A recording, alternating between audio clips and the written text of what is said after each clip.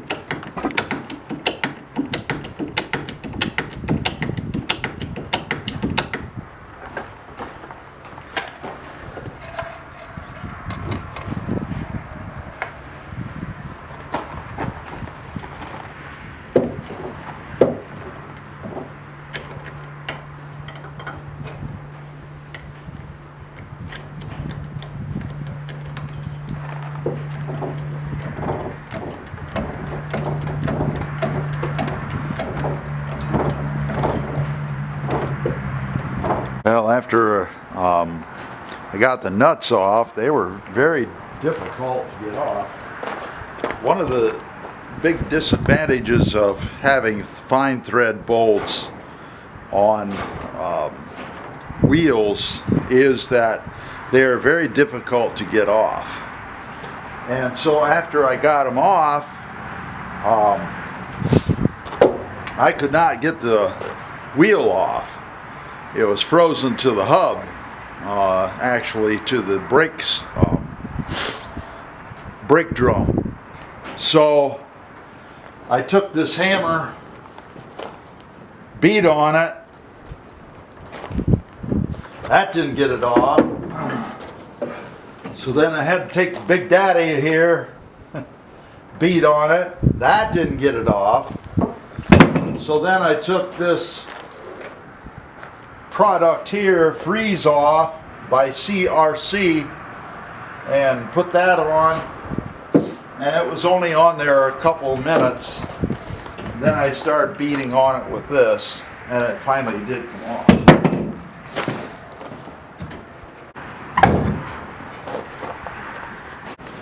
Okay, I found out that the back of this